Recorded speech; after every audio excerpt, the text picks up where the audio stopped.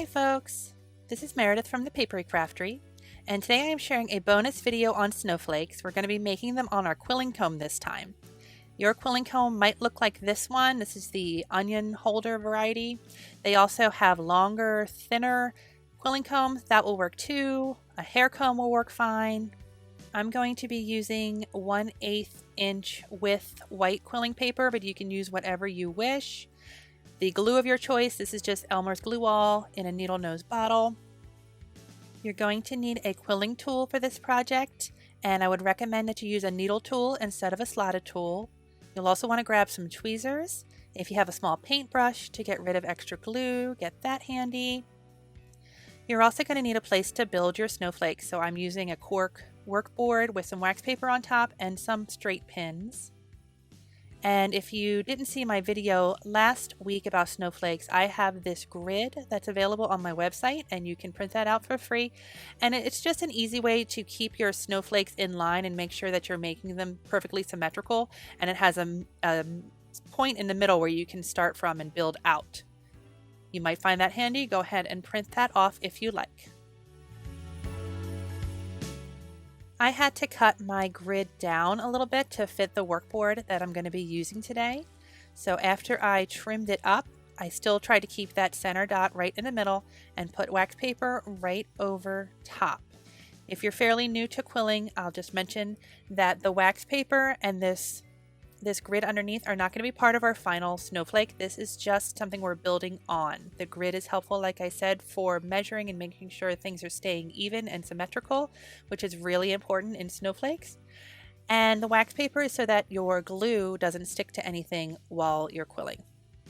So once it's all pinned, it should look something like this. It might be bigger, it might be smaller. You have your center dot in the middle. That's going to be the middle of your snowflake. And you're going to be building around in different layers. And we're going to start that right now. I'm going to be sharing 3 different techniques on the quilling comb today. So they're going to be 3 different shapes that we're going to be using for our snowflake. To start with, you're going to need a length of quilling paper. This is a 24-inch strip. I'm not going to be using the whole thing, but I am ripping off an edge because if you've followed me for a while, you know that I like to say that the torn edges on quilling paper make your glue stick better and more smoothly. And we're going to be lining up that edge on the back of your quilling comb, somewhere in the middle, because we're going to be weaving on both sides of this. So I have it covering about 2 teeth on the back, and then I bring up the rest of my strip to the front.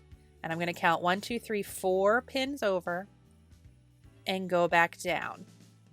The piece in the back is just because I need a little anchor for it to start with. So it doesn't really matter exactly how big that piece was, but I want to be able to hold it.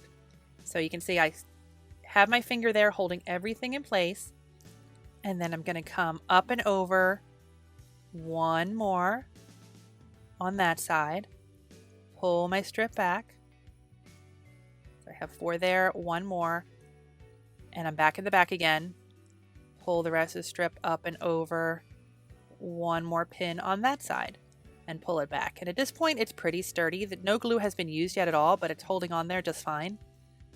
Gonna go up and over 1 more on the first side, back to the back again, up, okay, it's a little unruly because it's really long, up and over 1 more on that side, and again, it's really sturdy. That is all we have to weave for this part. You want to try to make sure that your layers are stacked on top of each other as much as possible, not going crooked. Don't make yourself crazy over it because you're going to be able to fix that in a minute, but do your best. At this point, you can see that I tore off most of my tail. I left enough so that it would cover the entire back, and I'm going to apply a thin line of glue right down that piece that was left, fold it back over,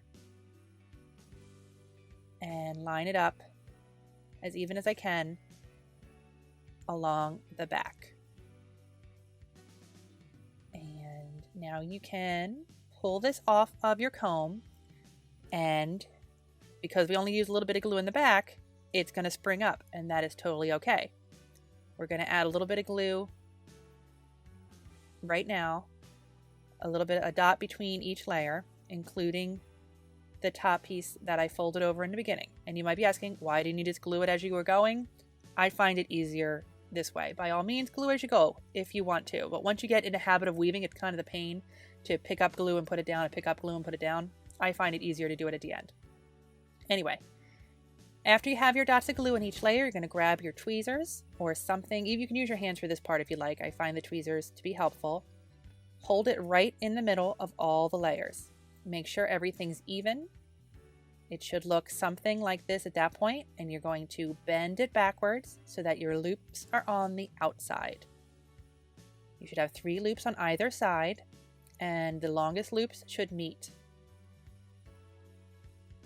Put another small dot of glue right where those 2 longest loops are going to touch, and another part where your tweezers will be really handy. I like to slide mine between the 2 loops and squeeze that tight for a few seconds, and that will help your glue.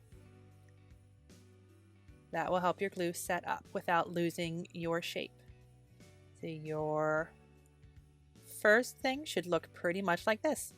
3 loops on either side. Everything's connected at the bottom and the top. And after that glue sets, you're going to make 5 more of these. You should have 6 of this shape in total. All 6 of this shape are made, so I'm going to start putting them on my board, starting at the center and working out. For this particular shape, we're actually going to be going right outside that center dot. I find it helpful to line up my first shape so it's straddling one of the lines that's coming out of the center. So to make it easier visually, this one is going right out of the top and as close to that center line as I can. And then I'm going to start adding them around in a circle. Just put a little bit of glue between where they meet, which is just going to be the smallest loops. And then the next one can go right next door. You will probably need to kind of really get these in snugly together. The pins will be very handy because those loops are going to make the paper kind of want to bounce back out a little bit. Don't be afraid you're not going to smush the loops. I find it again helpful if you kind of imagine a diagonal line. You just saw me pointing there away from, yep, there's another diagonal line. I want this one to point down in that direction. You can also, if you want to, draw other lines on your grid. You don't have to use it plain. You can draw more guides to yourself if that's helpful. Some people make circles on them so that all their layers end up hitting that circle as they go out. But for this one, instead of measuring that way, we're just envisioning these pieces going out like a starburst from that center dot. So as you are attaching them all with pins, pins are going to be your friend for snowflakes. They keep everything in line. Remember, snowflakes are all about pattern and symmetry. So everything should look fairly similar to each other. The pins are really going to help these shapes stay where you want them to. So as you go around, each one should be sticking the opposite direction from the other one. So it should be sort of like a straight line. So I have the 2 that are sort of in the center going up and down, and then the other 2 kind of like an X going out from either side. If you need to move your pins and readjust, you can do that. I didn't like the way some of these were pointing, so I moved them around a little bit here and there. The shape so far is actually a really sweet little mini snowflake all by itself. You could leave it just like that, but we are going to make 2 more shapes on our quilling comb and add a couple more layers for a little bit more detail. This next part I think is the easiest of all the shapes, but you will need your needle quilling tool to get it started. First thing I'm going to do is take your quilling paper of choice. You won't need a strip as long as I'm using. You'll only need maybe 4 inches at the most for this part. You're going to put it on the end on your quilling tool and wrap it around about 3 times. Then take your tool out, but you don't want this shape to open up, so you're going to have to hold it in your hand and take the tool out without letting go. Then we're going to slide it on the first tooth of your quilling comb. You want it right on the end there. That's going to be an anchor so your strip stays in place. You're going to have the tail in the back and count down 2 teeth, bring it up and over. So this time we're just weaving down. We're not going back and forth like last time. You're going to go down the back. You're going to add 1 more peg on and then bring it to the front and back over again. And then you're going to do the same thing. Add 1 more pin, back up to the top.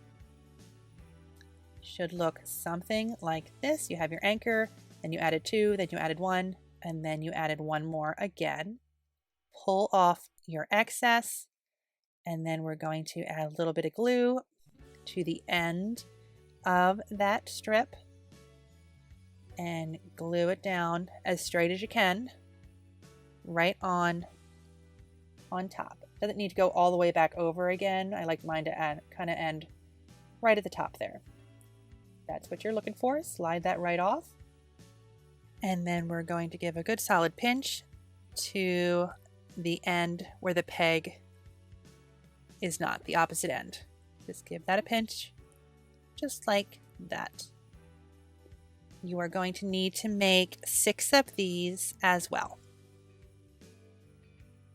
After your 6 are made, we're going to put them on your snowflake right at the ends of where those longest loops were, pointing out from the first step. So you just need to put a tiny dot of glue there, right on the end of that paper, and then add these little spikes right to the end.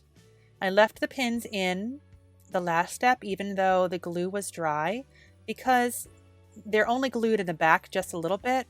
They do still move around a little bit. So I decided after making this a few times that they just were a little bit more sturdy to put together if I left the pins in. I know it makes it a little bit more difficult to see exactly what's going on, especially with the white paper, but kind of have to just look through the pins for this part because you will probably want to leave yours in as well. And I'm just going around, putting a little bit of glue where they're going to connect. And I also am putting pins on either side of these spikes where they're meeting the snowflake, and then on the end just to make sure that they're nice and stretched out and everything's on the same level. I just found that it made a better finished product that way. After you have all 6 on, we're going to put this aside and move on to our last shape on our quilling comb.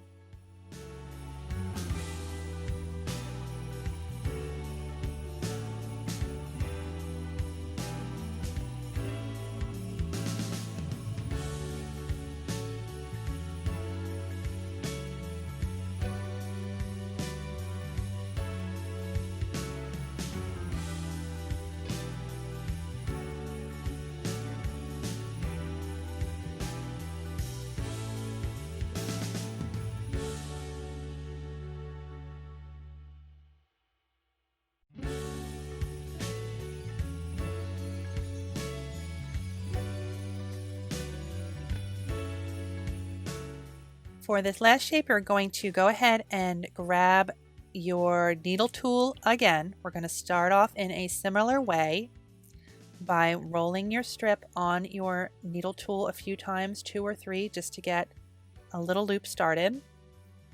Take your needle tool out. This time we are also not letting it open up in our hands. We're not going to go on the end though. We're going to go on the second pin in. Just like that. Our tail is in the back now, but we're going to pull it right to the front, right underneath where our peg is. And this time we're going in front and behind to the back, pulling it up. Don't pull too hard because you will pull your peg right out of there. So just very gently pull it straight up again. Underneath the top one. And back over, and then back to the first side, add 1 more peg on and pull it to the back. So you should have 4 loops, and you're going to tear off your excess. This one might take a little bit more getting used to because it is so small and it's not an even shape, but trust me how it's going to work out in a moment. You're going to hold it all together, put a little bit of glue on the end, and get that to stay. This one is similar to the first shape in that it's going to kind of spring back open again. So you're going to want to add a dot of glue between those layers, just a very small amount. And then take your tweezers again. I'm going to go right through the peg and hold the back at the same time. Give it a little bit of a bend around just to make it slightly curved. You're looking for something like that. This shape I think is probably, like I said, the trickiest of the three, so you might have to do a little extra practice, but that is okay. You actually need 12 of these for your snowflake, so you will get plenty of chances to practice this one. Bear with me as I explain how we're going to put these pieces in. We're going to be putting them between the spikes on the first part of the snowflake that we made. Remember how we had those 3 loops on either side? We have the ones that are together, and then we have the next row, and then we have the tiny ones. We are going to be gluing the shape we just made right between the longest loops and the second loops. And we're going to be facing the pegs in that way, and then the back of, wish I had names for all these, the back of this shape is going to be meeting at the top. So I have those tiny loops and then the next loop, and then right between that one and the longest one is where these are going to sit. This might be more of a watch what I do, don't listen to what I say kind of situation, because I have a feeling I'm not going to be explaining this very well.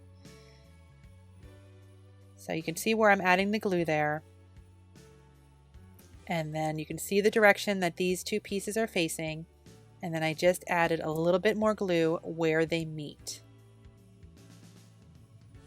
And I'm just pushing these down to make sure that they're level and not popping up at all, because sometimes quilling wants to do that. And then I'm going to move on to the next pair. That's the second size loops right there. I apologize again for the pins being in the way. I know that's annoying, but if I don't do that, then the snowflakes really do bounce around all over the place, especially this design, because these loops just make this paper really bouncy. There's not a better word for it. They just move around a lot. So you just have to kind of look through it. And that's where those 2 are going to be. So I'm going to add a little bit of glue. If this does not work for you, by all means, change the design. You do not have to do exactly what I'm doing. My projects are just inspiration, kind of starting off points. It's more so that you get used to the materials and the supplies and just the different ways that you can use the paper. They don't have to be done exactly the same way, because really no 2 snowflakes are alike anyway. So change this if it is not working for you. If you find this part frustrating, just change it. No big deal. Using a quilling comb can be a little bit more of not an advanced technique, but kind of a middle of the road quilling technique. And making this particular snowflake is not the easiest thing I've ever shared. So if you're just starting off, don't let it frustrate you. Just find a new way to do it. Put these pieces together like a puzzle, and whatever you're going to do, I'm sure it's going to be great.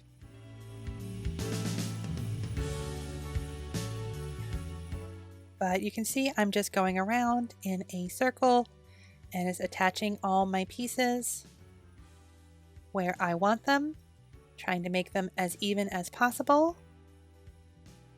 And that is going to be about it to this quilling comb snowflake.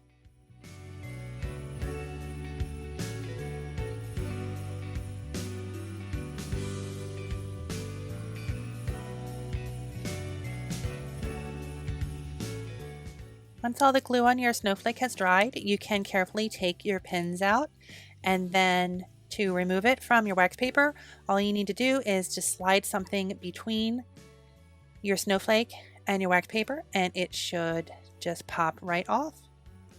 There is your finished snowflake. I've made them in a few different colors. You have your standard white. I have an ice blue here. You can mix and match the layers and do different colors if you wanted to.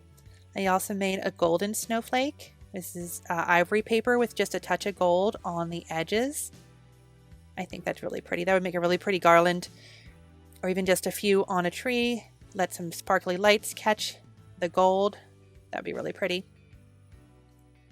I actually have a whole bunch of other quilling paper, Christmassy, wintry, holiday type project videos that I have made over the last few years. I will link to that playlist in the description box down below with any other links to supplies or tools, and also that grid if you want to print that out for your own copy. I'll make sure that that is linked in the description box for this video. If you have any questions, don't hesitate to leave them in the comments and I'll answer them as soon as I can.